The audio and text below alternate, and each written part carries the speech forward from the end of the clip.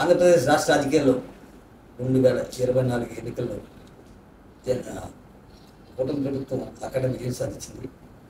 వైఎస్ఆర్సీపీ ఓటమి చెందిన తర్వాత చాలామంది నాయకులు కనుమరుగైపోయారు. అటువంటి సమయంలో నియోజకవర్గ ఇన్ఛార్జి బాధ్యతలకి ఈ పోటీ పడిన నాయకులు ఎందరైనప్పటికీ అధిష్టానం మాత్రం ఒక సీనియర్ నాయకుని తీసింది. భీమవరం నియోజకవర్గంలో అందరినీ కలుపుకు వెళ్ళే నాయకుడు, గతంలో భీమవరం జడ్పీడీసీగా పనిచేసిన నాయకుడు, జనసేనకి చిక్కు పెట్టాలంటే కాపు సామాజిక వర్గాన్ని వైఎస్ఆర్సీపీ వైపు లాక్కోవాలి అన్న దృక్కోణంలో కూడా చూసి కాపు సామాజిక వర్గానికి చెందినటువంటి కాపు సామాజిక వర్గం యొక్క జిల్లా అధ్యక్షుడిగా సుదీర్ఘకాలం పనిచేసినటువంటి చెన్నమల్లి వెంకటరెడ్డి గారికి ఈ అధ్యక్ష పదవి ఇచ్చారు. అధ్యక్ష పదవి అంటే అధికారంలో లేకుండా అధ్యక్ష పదవి చేపట్టి పదవి బాధ్యతలు చేపట్టి ఇన్ఛార్జిగా ఆయన ఏ విధంగా ముందుకెళ్తారు ఏంటి, అసలు ఇన్ఛార్జిగా ఇంతమంది పోటీ పడినప్పుడు ఆయనకి రావడానికి ప్రధాన కారణం ఏంటి అనే విషయాలు ఆయన అడిగి తెలుసుకున్నాం. నమస్తే వెంకటరెడ్డి గారు.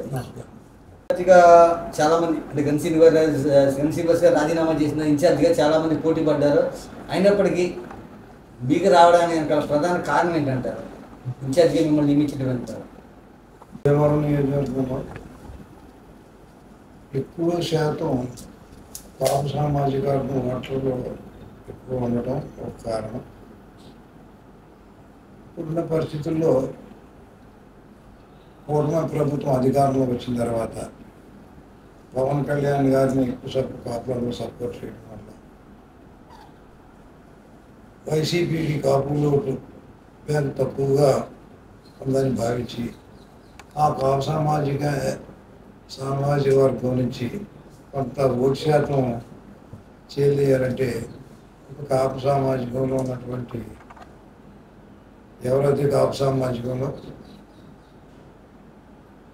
ఉన్నారో ఆ కాలాన్ని ప్రభావితం చేయగలరో వాళ్ళకి ఇస్తే బాగుంటుందని ఆలోచించారు.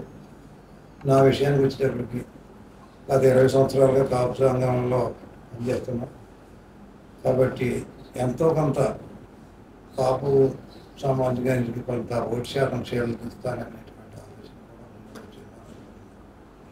అలాగే ఇంకో రెండోది ఏంటంటే ముఖ్యంగా కార్యకర్తలు, గ్రామ స్థాయి నాయకులు అందరూ కూడా అందుబాటులో ఉండేటువంటి కనుక ప్రతి ఒక్కరు కూడా చాలా దగ్గరగా నాతోటి ప్రయాణం చేసే అవకాశాలు ఉన్నాయి. ఎందుకంటే వెంకటరెడ్డి గారు మీరు అన్నట్టు అంటే కాపు సమాజ్ వర్గం ఇతర నాయకులు అవ్వచ్చు మీతో కలిసి పనిచేయడానికి చాలామంది సిద్ధంగా ఉన్నారు. కానీ ప్రస్తుత తరుణంలో వైఎస్ఆర్సీపీలో 2 గ్రూపుల కింద విడిపోయారు. అంటే గన్ శ్రీనివాస్ వర్గం ఒక గ్రూపు, వైఎస్ఆర్ గ్రూపు ఒక వర్గం కింద ఉంది. ఈ సమయంలో అందరినీ కలుపుకి వెళ్ళే యొక్క బాధ్యత మేమే పడింది. మీరు ఏ మేరకు కలుపుకి వెళ్ళక ముందుకు సాగగలుగుతారు? అంటే లేవు.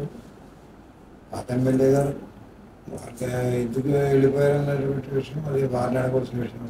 ఆయన ఎందుకు వెళ్ళిపోయారని మిమ్మల్ని అడగట్లేదండి. అంటే వైఎస్ఆర్సీపీలో 2 గ్రూపుల కింద నేను ఉన్నాయి లేదు. వారితో పాటు ఏమన్నా ఒకరిద్దరు ఆయన సంబంధించిన బంధువులు కానీ అలాంటి వాళ్ళు ఎవరైనా తెలియదు కానీ మా క్యాడర్ అయితే ఎక్కడ వెళ్ళలేదు అసలు. అంటే గతంలో అధికారంలో ఉన్నప్పుడు పనిచేసినటువంటి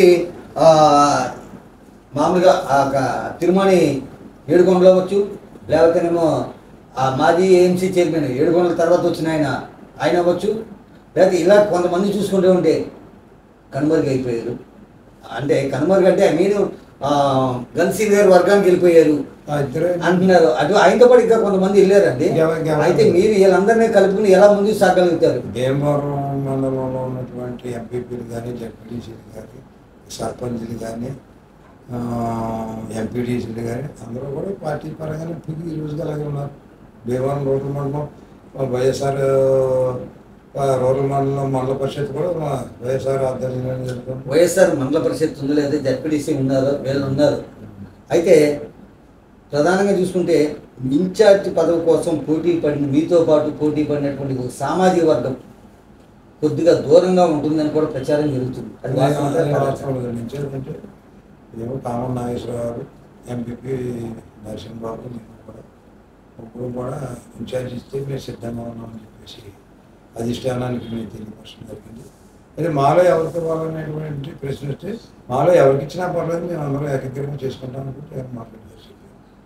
అది కూడా ఆలోచించిన తర్వాత నాకు ఇవ్వడం జరిగింది. మీరు ఇప్పుడు దాకా జరిగినటువంటి ఒక వారం కూడా మీరు ఇన్ఛార్జ్గా ప్రకటించి ఇన్ఛార్జ్గా మీరు చేస్తున్న కార్యక్రమాలు కానీ లేకపోతే ఈ సమావేశాలకు కానీ కొంతమంది నాయకులు కూడా దూరంగా ఉన్నారు. అందరూ ఆడే పని చేస్తున్నారు. అందరూ కూడా అని మొత్తం అందరూ కూడా కార్యకర్తలే పనిచేస్తున్నారు. రాబోయే ఎన్నికల్లో మీరు ఈ కూటమి ప్రభుత్వాన్ని ఎదుర్కోవడానికి ఏ విధంగా ముందుకు సాగుతారు? ఒకటి ఇవాళ జగన్మోహన్ రెడ్డి గారి పరిపాలన చాలా అద్భుతమైన పరిపాలన అందించారు. అందులో సందేహం లేదు. ఏంటంటే గతంలో వైఎస్ఆర్ పార్టీ అధికారంలో వచ్చిన తర్వాత వచ్చిన కొద్ది రోజులకే కోవిడ్ రావడం జరిగింది. కోవిడ్ వచ్చిన సమయంలో జగన్మోహన్ రెడ్డి గారు బ్రహ్మాండంగా మెడిసిన్స్ అందివ్వడం కానివ్వండి, మరి నెల నెల ఒక కుటుంబానికి కావాల్సినటువంటి నెలవారీ సరుకులు కానివ్వండి ఇంటి నుంచి బయటకు రావక్కర్లేకుండా ఆ 2 సంవత్సరాలు కూడా ఒక సంక్షేమ పథకాలతోటి ప్రతి కుటుంబాన్ని కూడా ఈ ప్రాణాపాయం కలగకుండా బ్రహ్మాండంగా కాపాడినటువంటి వ్యక్తి జగన్మోహన్ రెడ్డి గారు. అలాగే అంటే ప్రజలను కాపాడడంలో కాకుండా ప్రజలకు సంక్షేమ పథకాలు అందించడంలో కానీ ఆయన ముందున్నాడు. అయినప్పటికీ కూడా మనం జరిగిన ఎన్నికల్లో ఆయన ఘోర పరాజయం పడలేదు. దీనికి ఓటమి కారణాలు ఏంటంటారు? ఏంటంటే ఒకటి మేము కొంత తేడా ఏంటంటే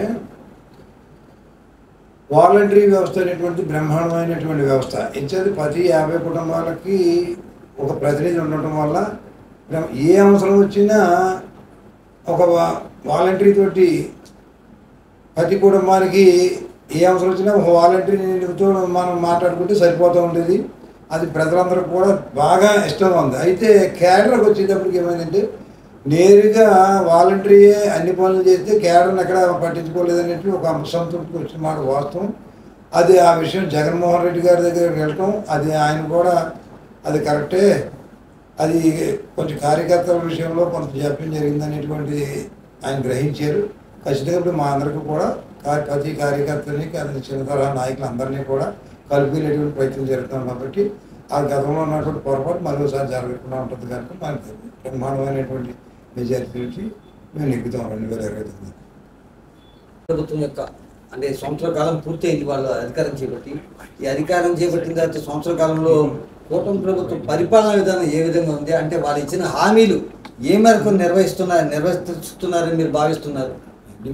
ప్రజలందరికీ తెలుసు. ఎన్నికల ముందు ఎన్ని హామీలు ఇస్తారో చంద్రబాబు నాయుడు గారు.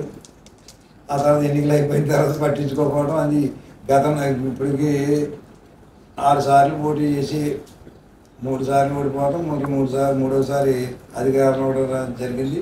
ఎన్నిసార్లు జరిగినా కూడా ఆయన ఇచ్చిన హామీ ఏది కూడా నిలబెట్టుకోవడం విషయం తెలిసిన విషయమే. ఆరోగ్యశ్రీ కానీ ప్రతిదీ ఇవాళ నిన్నగాక మొన్న తల్లికి వందనం అనేటువంటి ప్రోగ్రాం చేశారు. దానికి కూడా 60% ఇచ్చి మిగతా వాళ్ళందరికీ రెస్ట్రిక్షన్స్ ఏంటి కరెంట్ బిల్లు ఎక్కువ వచ్చిందని, లేకపోతే 4 చక్రాల వాహనం ఉందని, లేదా భూమి ఉందని, మీ ఇంటి కొలతలు వేసి ఇంటి కొలతలు ఎంతకన్నా ఎక్కువగా ఉంది కాబట్టి అది మీ ప్రభుత్వంలో కూడా ఉందండి. అంటే మీరు 1000 రూపాయలు అంటే పెన్షన్ యొక్క 1000 రూపాయలు పెంచడానికి మీరు సుమారు 4 సంవత్సరాలకు 5 సంవత్సరాల కాలం పట్టింది. వీళ్ళేమో వెంటనే ఎక్కిన మొదటి సంవత్సరమే పెన్షన్ని అమలుపరిచారు. దీనిపై మీ అభిప్రాయం? అంటే మిగతా పథకాలు చంద్రబాబు నాయుడు గారిని కూడా అన్ని అబద్ధాలే మాట్లాడతాడు. సూపర్ 6 అన్నాడు, సూపర్ 6 లేదు. గ్యాస్ బండ్ అన్నాడు, ఒక బండి ఇచ్చాడు ఈ ఒక సంవత్సర కాలంలోనూ. అలాగే నీకు తల్లికి వందనం అనేది పథకం పెడతారు. ఎంతమంది పిల్లలు ఉంటే అంతమంది నీకు 15,000 నీకు 15,000 నీకు 15,000 గుచ్చి మాట్లాడాడు. ఇవాళ అన్ని అక్కర్లేని నిబంధనలని పెట్టి ప్రతి పథకాన్ని ఎగనామా చేయడమే ఆయన పని. అదంతా కూడా ప్రజలు అర్థం చేసుకున్నారు. ఖచ్చితంగా ఇప్పటికే ఈ ప్రభుత్వం మీద పెదవిరిపు వచ్చేసింది. ఏదైనా ప్రభుత్వం 4 సంవత్సరాలు చేసిన తర్వాత అసంతృప్తి రావచ్చు. అది ఈ ప్రభుత్వానికి సంవత్సరం కాకముందే అసంతృప్తి వచ్చింది. ప్రజలు ఎన్నికలు వస్తే ఈ ప్రభుత్వానికి బుద్ధి చెప్పడానికి సిద్ధంగా ఉన్నారు.